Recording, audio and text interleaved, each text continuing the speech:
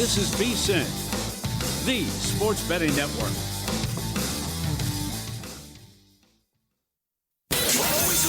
Follow the money. That's what I always say. You always follow the money. Yeah. This is Follow the Money with Mitch Moss and Pauly Howard on VSiN. It's good to have you on board. Thanks for watching, as always, on YouTube TV, listening on Sirius XM channel 158, iHeartRadio, TuneIn Radio, or any of our great affiliates across the country. A lot of NFL in this hour. Plus, I have some pretty strong numbers in the NBA tonight for it's small card for the games on the schedule in that sport. But we begin talking college football here in this hour. We go out to the progressive guest line as Adam Rittenberg joins the program, does a great job covering the sport for ESPN.com. Adam, thanks for the time today. How are you? I'm doing great. How you guys doing? Doing really well. Good, we'll begin with the game that we have tonight, obviously, the Fiesta Bowl. Miami, a 3-point favorite against Ole Miss. Obviously, the biggest talking point with the Rebels anyway, going into the last game against Georgia was, well, this is where the coaching staff and what happened with Lane Kiffin taking the LSU job is going to catch up with them. It clearly did not. They were awesome in that game. They won the advance to get here, and now it's the same thing. Well, this is the game where it really catches up with do you agree with that? Not necessarily. I think this is a game that, certainly Ole Miss could lose, but I don't think it's going to be because of the coaches, going back and forth. I think these coaches can handle more than a lot of people can. And also the team is just really connected. I mean, you saw the confident way they came back in the game against Georgia when it looked like they were down and out. Even midway through the third quarter, it didn't look like they were going to win that game, and they found ways. And so, they believe in who's in the locker room, who's coaching them. Certainly Pete Golding's done a really good job in a short period of time to establish himself further as the leader of the program. And I'd expect them to play well. They just, might not be, a couple of plays better than Miami. This is the time of year where I think these games come down to, 4 or 6 plays, and whoever makes them is going to advance, and who doesn't is going to go home. But I don't think it's going to be because of the coaching flux. Charlie Weiss Jr.'s did a really nice job calling offensive plays. And while you certainly would love to have your full staff, I think Pete Golding and the other coaches who have remained have shown that they're more than capable of getting a team ready. This is a tough game. Do you think Chambliss is able to go off and produce and have a big game against this phenomenal Miami defense and how well the front's played? Well, I think they're going to need him to. They're going to need some magic at times, just because it's going to be really difficult for Ole Miss to keep those pass rushers away from Trinidad Chambliss. I mean, Ruben Bain is playing at an All-America type level. Akeem Messidor. They have other guys who really make it difficult for quarterbacks. So you need that improvisation. You need a guy to create a play when it doesn't appear like anything is there for him. And he did that against Georgia. He's going to need to do that, I think, at times against Miami, because Miami has the line of scrimmage advantage in this game. And, as Ole Miss is solid as well on their offensive defensive lines. But you look at who they lost to the NFL draft off of last year's team. I don't think they're as talented on the defensive line. And the offensive line is strong, but certainly, going to have to play their best game to prevent, Bain and these Miami defensive linemen from getting in the backfield. Now, what if Mark Fletcher can't run the football for Miami in this game tonight? Well, let's pretend that for a second. He's been really good, obviously, in the 2 playoff games so far. Can you rely on Carson Beck at this point to potentially be the guy that would win this game for Miami? Yeah, I mean, that's the Ole Miss approach here. They want to get this game into the 20s, maybe even the 30s, and force Carson Beck to win the game because, Miami's won 2 playoff games. They've also scored a total of 27 offensive points. So it's not like they've lit it up offensively. What they did really well against Ohio State is, stayed on the field and converted third downs and sustained some drives. Now, they didn't finish that many drives, and they may have to do that at a higher rate against Ole Miss, just given how explosive they are offensively. And that element really hasn't changed with Lane Kiffin moving on to LSU. This is still an offense that can strike and strike quickly. And, you certainly would give the advantage at quarterback to Ole Miss going in. And Fletcher's a huge part of that Miami strategy. Can he get going? And if he's not, is Carson Beck capable of beating an Ole Miss team that has that high scoring capability? I personally don't think he is. I think Miami's game plan has to be line of scrimmage, win that, win the running game, win the turnover battle, keep the game relatively low scoring like it did in the first 2 playoff wins. Are you disappointed they don't give Tony more touches?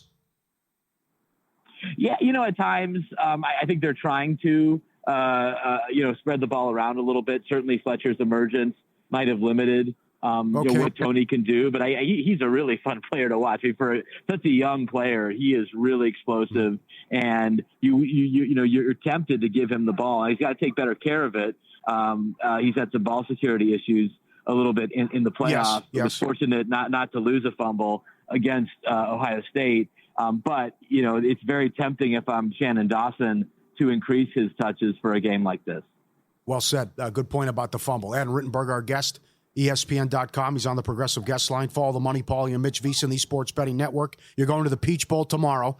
You're roughly the same age as us. You've been covering college football a long time and familiar with the Big Ten. Is this the best coaching job you can recall?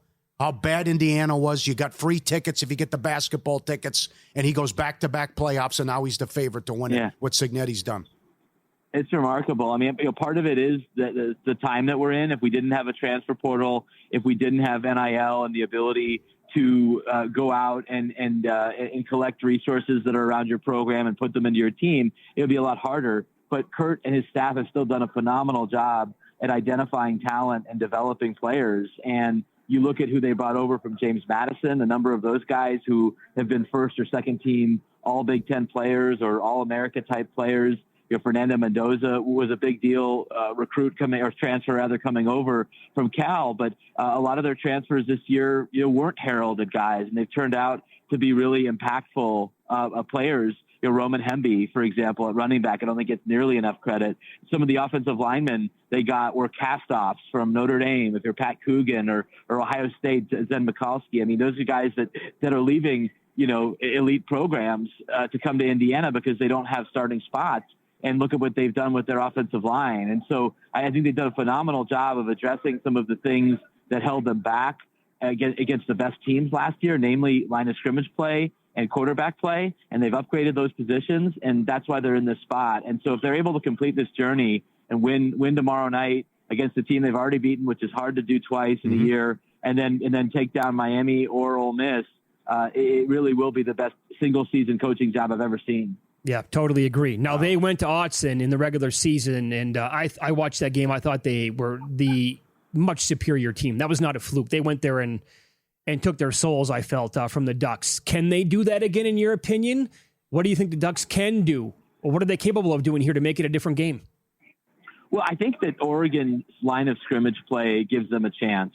And, Kurt Cignetti today really was gushing about Oregon's defensive front, their depth in the interior with Amari Washington and others, and also their two ends with Tuioti and Uungalale, who had an incredible play against Texas Tech in the Orange Bowl to set up a touchdown. That they're very respectful of those players. So Oregon's defensive line against Indiana's offensive line is probably my key matchup to the game. But then you look at Oregon's offensive line and their ability to create room for their running backs and to buy time for Dante Moore is going to be very, very important. Whoever beats Indiana is going to have to match them at the line of scrimmage. It was very obvious that Alabama couldn't do that in the Rose Bowl. And as the Big Ten championship game went on, guys, it became more and more obvious that Ohio State was really not up to that level with their line play, which, I guess should have been a preview of what was to come, with their playoff loss to Miami. So I think Oregon is up to that task, and they have that ability, but they're going to have to play, their best line of scrimmage game of the season on both sides to take down an Indiana team that really has a feeling of inevitability that they're going to finish this and win a national championship. Yeah, I do agree with that. Overall, then, if that happens, who are they playing? Who do you think wins the game tonight? Yeah, I think at this point in the season, I always lean towards the line of scrimmage-based teams, and it's why I think Miami will find a way. But your point about Carson Beck is a good one. He made some nice plays against the Buckeyes, but was certainly not like the reason they won that game. And if Ole Miss can get this into a shootout where it's our quarterback against your quarterback, I'll like their chances a lot more. I just think Miami line of scrimmage, which is Mario Cristobal's thing, always great on the offensive line. Maui Goa is playing at such a high level at tackle, and then their defensive front with those two ends they're going to be really tough to beat. And I think they will advance. Hey, Adam, we're down to like 90 seconds here. Do you think the Damon Williams situation this week from Washington transferring to LSU is going to change the landscape of this sport for the good moving forward?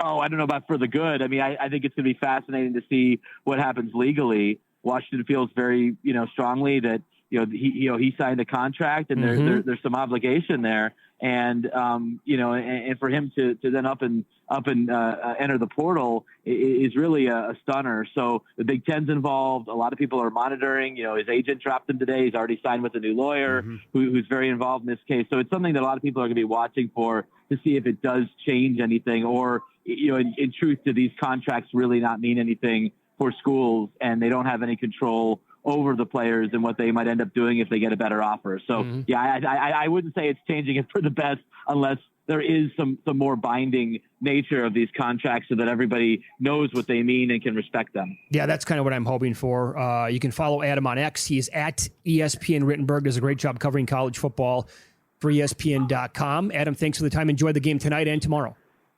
You bet, guys. Thanks for having me. Be good. Great job. There you go. I hope it does. I don't want to go through this nonsense anymore. Yeah. I'm all for, I have been forever, players getting paid, getting something for it to go out there and, have some compensation. But come on, you sign something. Can we have it binding like he's talking about? Washington's stuck. Yep. Up next, wild card weekend in the NFL.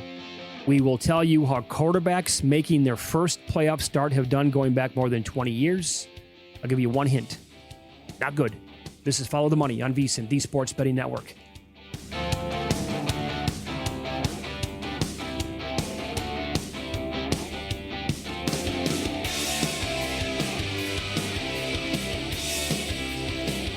So you're listening to this podcast because you want an edge. But what if I told you you're only halfway there? You've got the mindset. Now it's time to get the toolkit to match. Here's the thing. Pro bettors spend thousands on data and tools, but what they don't want you to know is you can get the same edge for a fraction of the cost with VSiN Pro. With VSiN Pro, you get access to expert picks, public betting data, prop projections, powerful tools, analytics, and more. Tap the link in the description and see why thousands of bettors are already using VSiN Pro to cash more bets.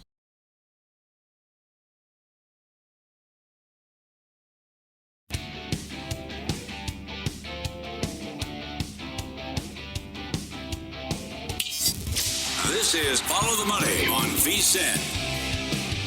You can always get in touch with the show. The easiest, as we're on the air, is on X at VSiN Live, at Mitch Moss Radio, at Pauly Howard.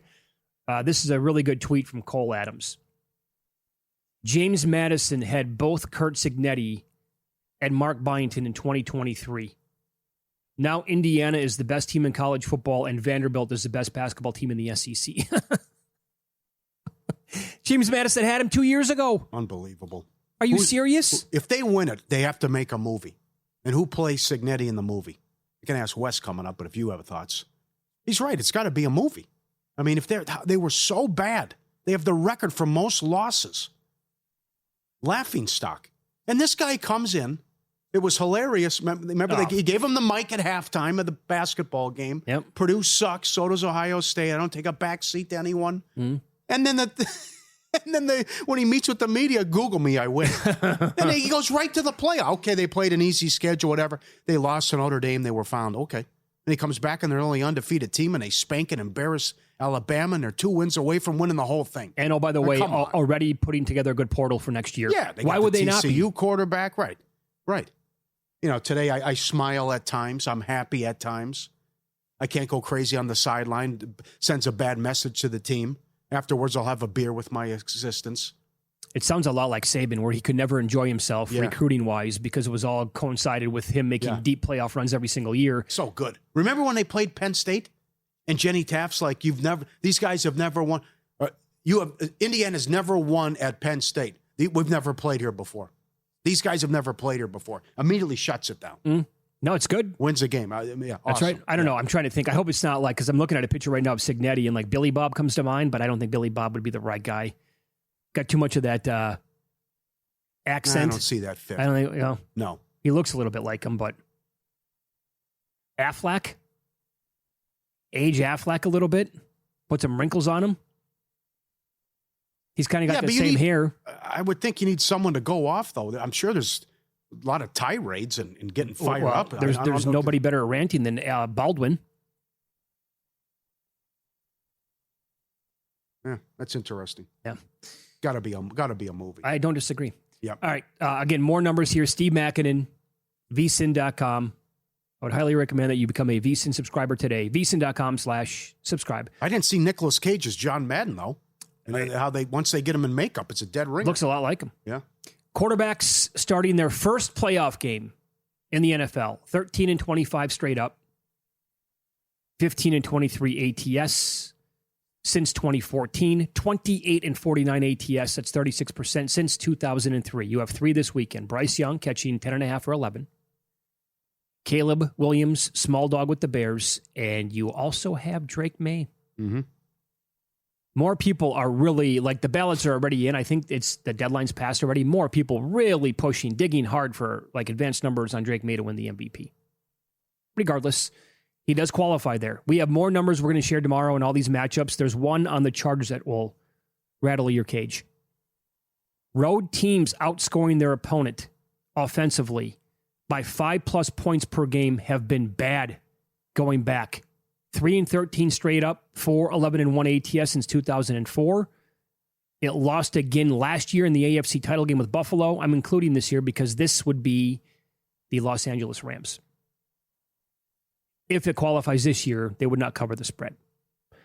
Quarterbacks starting their first playoff game in the NFL and playing as an underdog are 10-27 straight up, 14-22-1 ATS since 2006.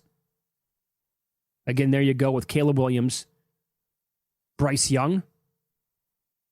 And quarterbacks in their first playoff game, 21-46 straight up, 23-43-1 ATS. That's 35% since 2004. When matched up against an opponent and a quarterback not in their first playoff game. The biggest difference per Makinen, where this experience factor comes into play, when the point spreads have been between +3 or -3 for the team. First-time quarterbacks are 8-22 straight up, 7-22-1 ATS, 24%, and that would be the Green Bay-Chicago game. And Caleb Williams. I bet Green Bay yesterday on the money line. You like Chicago, or you just want Chicago to win the game? I like the Packers. I hope the Bears win. I'd love to see the Bears make a run here, even though the luck factor is just, that's a big one too. Makinen's got that. If you have a better turnover differential than your opponent, and it's by a wide margin, not good. No, it just shows you're lucky and been fortunate to get here. It's like a 38% ATS thing. I'll give you one more. Again, Steve Makinen, VSiN.com. I also tweet this stuff out all the time at Mitch Moss Radio. Teams playing in their first playoff game in at least 2 years against a repeat playoff team from the prior season are 14-31 straight up, 17-28 ATS. That's 38% over the last 13 years. And 29-49-1 ATS since 2004. That is 37%. In 2025, the teams that were not in the playoffs the prior year went 1-3 straight up and ATS. This year, teams that were not in last year, Carolina, Chicago, Jacksonville, San Francisco, and New England. On the road, these drought teams are 10-33 straight up, 13-29-1 ATS since 2007. All wild card games. At home, teams are 19-16 straight up, 18-17 ATS. For this year, the one team in this drought on the road would be San Francisco. And their injury report is getting, I think, worse by the day. Yeah. The way it seems. Not good. Not good, my friend. Ian checking in. How about Dennis Quaid as Signetti? I could see it. Not bad. Yeah, okay. That's good. How about some hypothetical championship game odds? Up at FanDuel. Indiana, 5.5 against Miami. 44.5 the total. 44.5. A little high. Boy, unless Indiana gets 38 on their own. I would have to take the dog. I'm telling you, they're going to have a party. They're going to have every alum imaginable there. A home game and the national title? Oh. Michael Irvin won't be insufferable, will he? It'd be great. Oregon 2.5. Imagine the parties that Luther Campbell's going to have. That's right. Two live crew. Can we go? Can we get an invite? Sure, that'd be great. Yeah. Oh my God, I remember sneaking around with my buddies when we were like 13, 14. To buy the album? Oh, and then popping it in and just laughing the entire time. Yeah. Wait, is our mom home? Shut it down. Yeah, we are as nasty as they want to be. Everyone had the album. Absolutely. Oregon 2.5 against Miami. See if Davison's back. I don't know. Let's see what it looks like and what Lanny does tomorrow. Mm-hmm. Oregon 4.5 against Ole Miss. Indiana 7.5 at home against Ole Miss. Ole Miss, Oregon 53.5. Ole Miss, Indiana 49.5.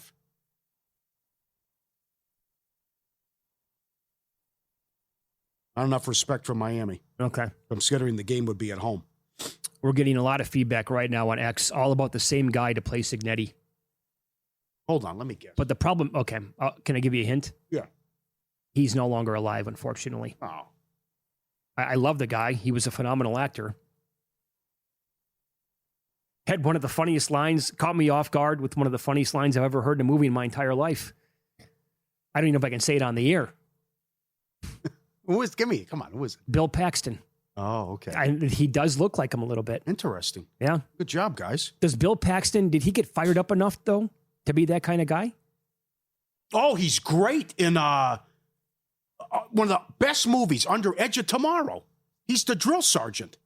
What's your name? No, that's the other guy. No, he's giving it to Tom Cruise for much of the movie. Is he? Oh, he's phenomenal. I don't think they were supposed to do Edge of Tomorrow, too. I love that movie. Oh, you know what? Now that you're saying this, I definitely have not watched the movie. You have not seen Edge of Tomorrow? I would remember that. Emily Blunt's in it. And Cruise? Yeah, he keeps coming back. He dies, and he comes right back to the same. Definitely have never watched the movie. Oh, my God. That movie's awesome. You've never seen Edge of Tomorrow. You're that mad at me for Edge of Tomorrow. You are out. That's outrageous. Okay. Edge of Tomorrow is outrageous. You have never seen that? No, definitely not. They play it all the time on HBO. Well, I could go to demand, too, I guess. Well, you love Cruise, though, too. No, I do. Yeah. Oh, it's a great Cruise movie. guy. It's a great movie. Of all movies to be mad about. God, what if I told you I never watched Godfather? Not that. Each team, 2 touchdowns and 2 field goals, plus 550. Both teams score in every quarter 6-1. I need more. I don't think it's going to be that kind of game. A receiving touchdown in every quarter 6-1. Rushing touchdown every quarter 6-1. Field goal each quarter plus 750. Each team touchdown, field goal each half 14-1. Ole Miss doesn't score a touchdown 14-1. Miami doesn't score a touchdown 22-1. Each team touchdown each quarter 25-1. Available at Caesars Game Specials. Yeah. That's interesting. Why can this game not be like an alt under tonight? Just because of Chambliss and the offense has been rocking and rolling here? Yeah. And the guy's awesome. However, what if Miami's defense is just that good?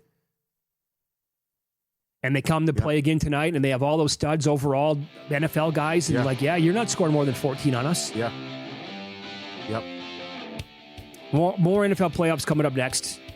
We will dive into matchup advantages on the offensive and defensive line. Scott Seidenberg on the program has tracked us all year long. He'll share his trench report and what to look for this weekend. Coming up next here on VSiN.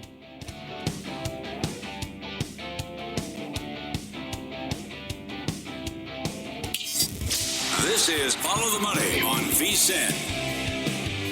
Thanks for checking in. We're live in downtown Vegas. Circa Resort and Casino is the spot. By the way, coming up in about 15 minutes, we will get it. It's small card tonight in the NBA, but I have some strong numbers on one of the matchups. In fact, a team in action tonight is 7-0 in this precise situation, covering by more than 14 points per game so far on the year. I'll tell you about that team coming up at about 5:45 Eastern, 2:45 out here on the West Coast. Right now, we go out to the Progressive Guest Line as VSiN host Scott Seidenberg joins the program, also the man in charge of betterday.com, great website for sports bettors. Scott, good to talk to you today. How are you, my man? I'm doing good. I'm just excited for the game tonight. I'm excited for the NFL playoffs. This is a really, really fun time of the year for us as sports bettors. Yeah, this is quickly becoming, if it hasn't already, like one of the top 3, 4, or 5 weekends of the entire year. So let's begin with your trench report, though, for Wildcard Weekend. I loved this idea when you came up with it early in the season, and the results do not lie. Share, everybody, what you decided to do when looking at the offensive and defensive lines and how you put this together for this football season.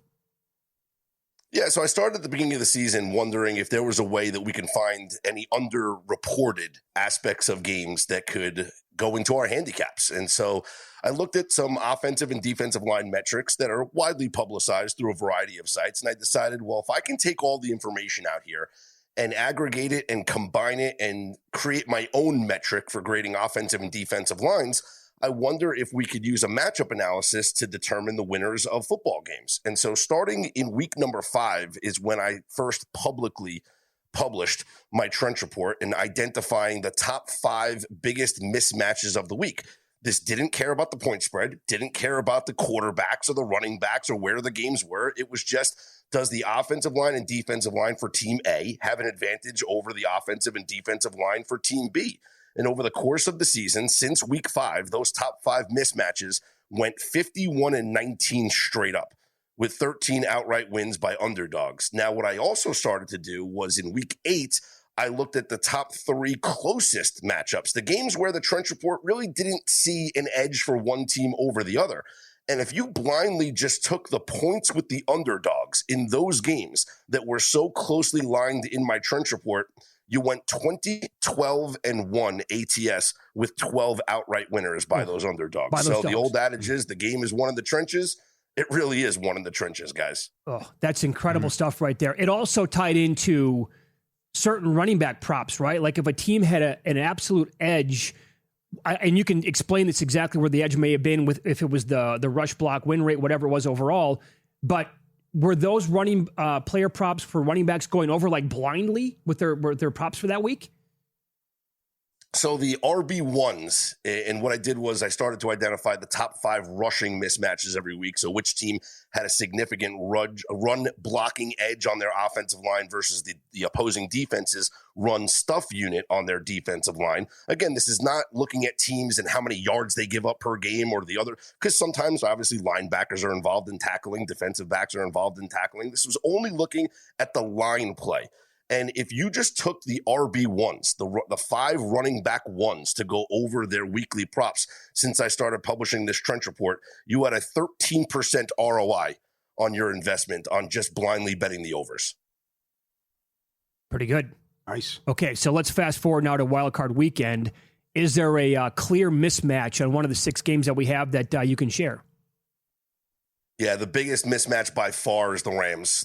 And that's obviously, it's not going to, what does that tell us? It's a heavy spread anyway. But the Rams over the Carolina Panthers is a massive mismatch. The Rams overall, guys, are one of the best trench units in the entire NFL. They have the number 2 ranked offensive line. What I did also was I ranked the offensive and defensive lines just out of the playoff teams. So the 14 teams in the playoffs, I ranked them by my trench report grades at the end of the regular season.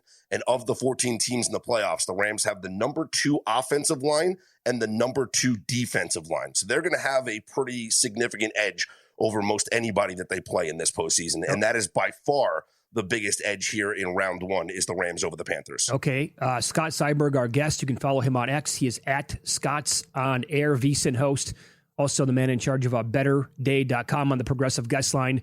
Do we have a dog or 2 this weekend, per your numbers that you were saying, that could have an edge in the trenches this week? We actually have 2. Now, one of them is a very close game, and that's one that we saw earlier this season where I was actually on the wrong side of that game, but did I get unlucky? Maybe there was an onside kick.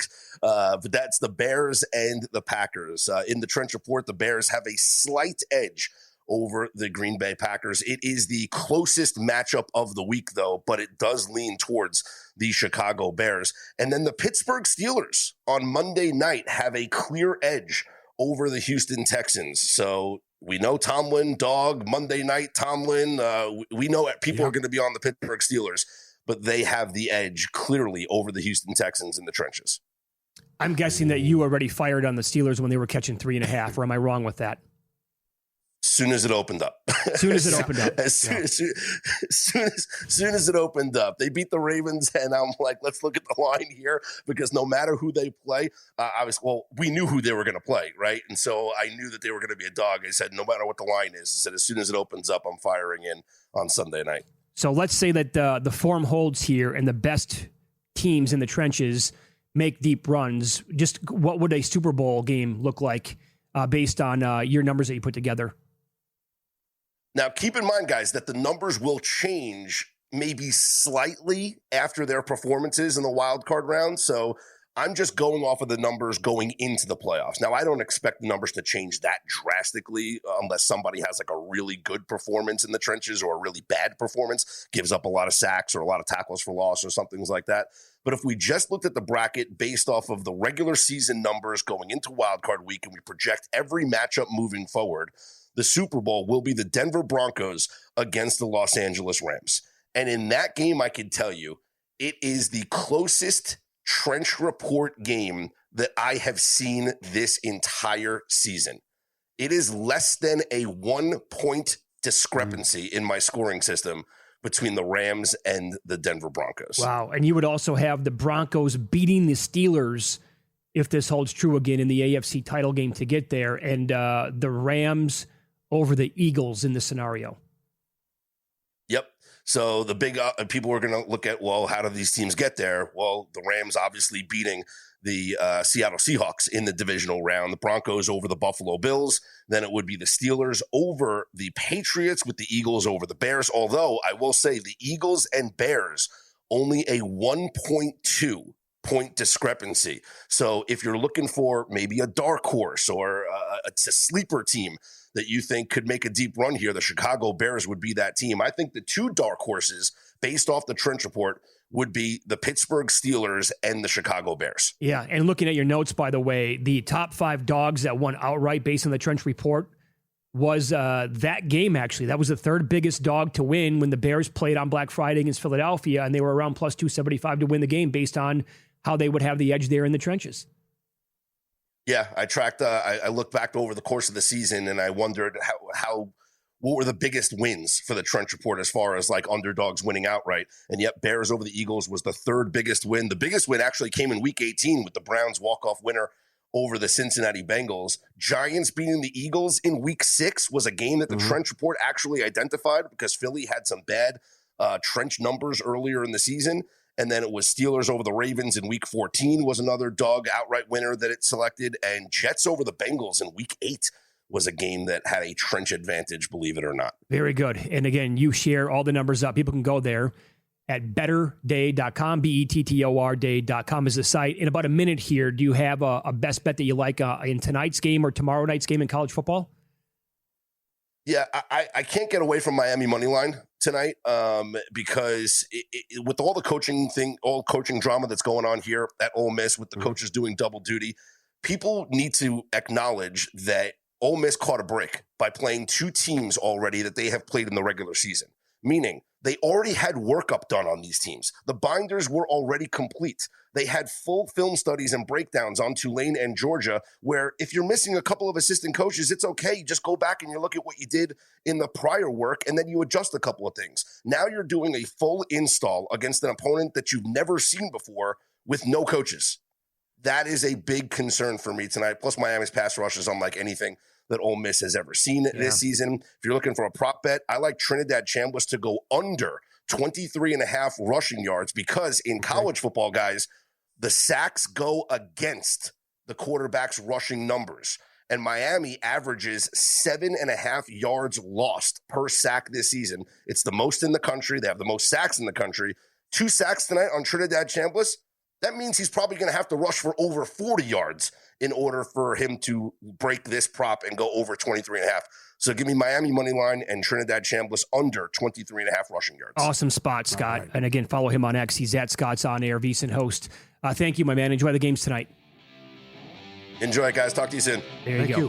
And you can become a VSiN Pro subscriber today. Sign up now for as little as $9.99. You're going to get daily best bets, picks from all the hosts, exclusive betting splits, full access to tools and data as well. VSiN.com/subscribe. Again, a team in action tonight, 7-0 in this precise spot, covering by more than 14 points per game on the year.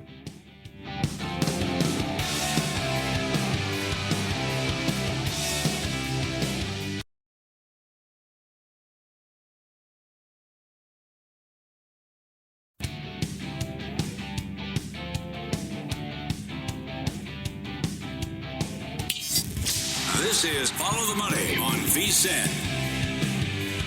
Coming up top of the hour, Wes Reynolds from here at VSiN going to join the program. Lifelong Hoosier in Atlanta for the game tomorrow night. We'll ask him what scares him the most about the rematch with the Ducks in that game. Basketball tonight. It's only a 4-game slate. I do think we have at least 1 or 2 good games on the slate to talk about and maybe even to watch.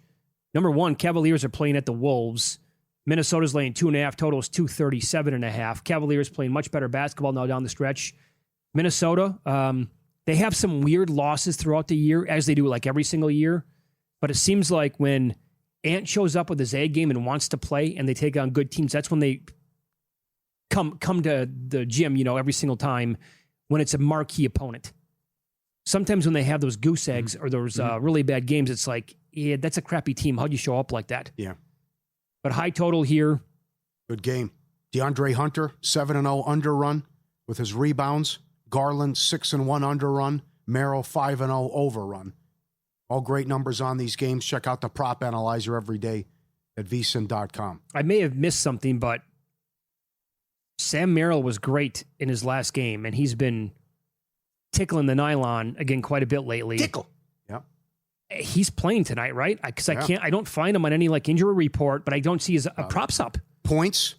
Bam, 7-0 under run. DiVincenzo, Klay Thompson, Hunter, all 7-0 under runs, points. Merrill, 7-0 over run. I'll keep looking, see if I can find anything, because I think Merrill threes again. He's again a streaky guy, but when he's hot, that's when you want to ride it. And I think, I don't know, would you keep riding it until it loses? This Cooper Flagg stuff is they're really adjusting it. Big over adjustment now. Yeah, I noticed that. He's up to 12.5 now, rebounds and assists combined, and 6.5 and 5.5 with the rebounds and assist. He's on an 11-1 overrun with both points and rebounds and also the assist run. He's on a 24-11 under run with his made threes. And George, PRA for Utah, 26-9 overrun, points, rebounds, and assists. He's been great. But Flagg has done a lot of these. He's cashed in the third quarter. But should be a high-scoring game tonight, but it's up to 12.5 points, rebounds and assists combined, then however you want to play it, if you want to go just rebounds or just assists. But right. They've certainly made a big adjustment on it. Well, to answer your question, I have not bet it. I was looking for it last night. If it was going to be 11.5, I was going to bet it again. Yeah, I took the plus money. That's the thing, right? You can still get, right now, 5.5 assists over is as high as plus 113 the way it looks. And I think that might be the angle, but 12.5 is a pass for me on the combination there. Mavericks in this game are playing at the Jazz. And the Jazz have been good this year on a back-to-back to the tune of 4 and 3, covering by 8.5 points per game. This number was 7.5 or 8 last night, 240.5. Dallas is down to 5, total up to 242.5. The Jazz are also 5 and 2 over on a back-to-back, going over by 13 points per game. And they have been phenomenal, like first quarter, first half to the over when they're playing at home. That's what I think when you want to bet this team. Mm-hmm. The Heat are playing at the Bulls. They're also on a back-to-back. Chicago is. They're only 2 and 4 in this spot, missing the cover on average by 3.8 points per game. Also 4 and 2 under back-to-back, staying under by 10.5 points per game. But this game opened up 241.5, down to 237.5. Don't know if Hami Jaquez is going to go tonight, but Hero came off the bench the other night. He's going to be playing again. Bam's going to be there for Miami. I think if you grab the under 241.5 on the opener, you let it ride. You're happy with that bet. Yeah. How about, you don't want to fade the Pacers? Well, there's some bad comments coming out of Indiana. Like a lot of people who cover them are surprised at how bad they are. They didn't think it'd be this bad, but also some interesting comments about it, just how flat and how bad and disappointing the team has been. Okay, so I played Charlotte today on a moneyline parlay with the Eagles against the 49ers. All right. And part of the reason why is because I was staring at it all night last night, and they were laying 3.5. I'm like, what is wrong with this number? And I get it. They played last night. The Hornets played last night, and they should have defeated Toronto. And by the way, all these games are big because remember back in the preseason, Charlotte was a team that I was on every which way but loose over 24.5 wins. Maybe if you want to get involved with out totals on this team to make the playoffs as high as 14-1. When they lose these games at the buzzer and they only have 13 wins right now, they can still go over the win total, but the playoffs are going to be like, looking back, I think at the end of the year, you're going to say, God, they were this close to actually making it. but they were also 3.5 last time. Now they're up to 5. But here's the deal. This is the team that is 7-0 ATS in a back-to-back, and they're covering by 14.4 points per game. Yeah. They're also 6-1 under on a back-to-back, staying under by 8.5 points per game. And now you get a team that has 6 wins all year long with Charlotte. Yep. That's phenomenal. Good numbers tonight. I think I know we got a playoff game, but don't sleep on NBA and NHL stuff. All tickets cash the same, and there's some incredible trends tonight and teams that have been rocking and rolling here. Good stuff. I can, this is a Charlotte back-to-back so far this year. They beat Washington 139-113. They beat Utah 126-103. They beat Washington again 126-109. They beat the Bulls 112-99. They were catching 1.5 in that game. The common theme is they take it out on bad teams. Well, nobody's worse than Indiana. So I think that'll continue here. They did lose to OKC on a back-to-back, but they covered. They lost to Atlanta, catching 7.5. They lost by 3. And they also defeated Toronto on a back-to-back. They were catching 7.5 in that game. They won 118-111. They're so young, fresh, doesn't matter. They're not going to have like LeBron legs here where he's mocking the back-to-backs the other night. I think I'm going to have to bet 4.5 too. Okay. Even though I missed the 3.5. What could go wrong with that, Paul? Costner, Hanks, plenty of Paxton, Dennis Quaid to play Signetti in the movie. I think we could do better than Quaid. I like Dennis Quaid. I think in this spot, we could do better than him. Also, I would not want to see Tom Hanks. He gets too many roles. See what Wes Reynolds thinks. It's good. This one's tough tonight. Hope we get a close game. Fletcher seems cheap anytime touchdown. 38 touches in the 2 playoff games, almost 300 yards. Number 1 in the playoffs in yards per game from scrimmage. And that was a good point by Scott that they'd already played these opponents, too. That's interesting. Now you're going against a different team. But certainly they also, they're familiar with Beck, too. But this Miami defense has been nasty. Oh, sure. Incredible. Again, they played 3 top 10 teams. They haven't trailed. They've allowed 27 they've allowed 27 points in the last 3 games. Number 1 in turnover rate, interception rate, sack rate, pressure rate, tackles for loss per game in the playoffs. Held the Buckeyes to 14 points. And Bain has been a beast, too. I won't put you off him MVP. That's because I don't think it's going to be Beck, so you can get creative. I mean, Fletcher, 25-1 to me is crazy. But Bain, 10 tackles, 6.5 tackles for loss, 4 sacks, 16 pressures in the 2 playoff games. 16 pressures. That's not bad.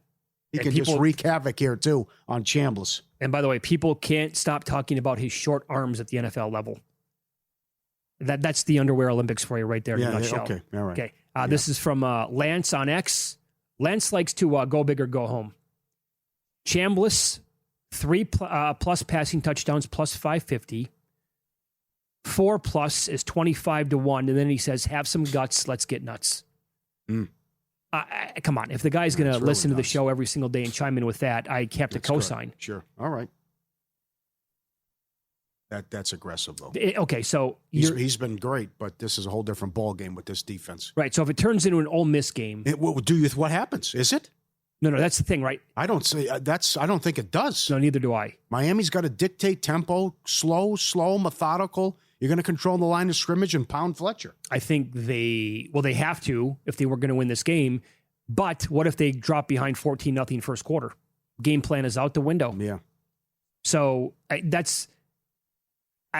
to me, this game plays out much more like a Miami game. And that is where like the alt unders could come into play again. Look, I said 17-14 against Ohio State. It was 17-14 till they scored late. That's true. So tonight, under 45.5 is plus 160. Under 45.5? Yeah. Over 57.5 is plus 170. Yeah, but you want to go lower than that, though, on the ladder, right? Because can this game be 21-17? Yes. I believe so, too. Mm-hmm. Then it stays under by a good 15 points. Okay. Right now, best time of year for bettors. The all-new Boomer Sportsbook, bringing you the action, football, hockey, basketball, and more. Code VSiN250.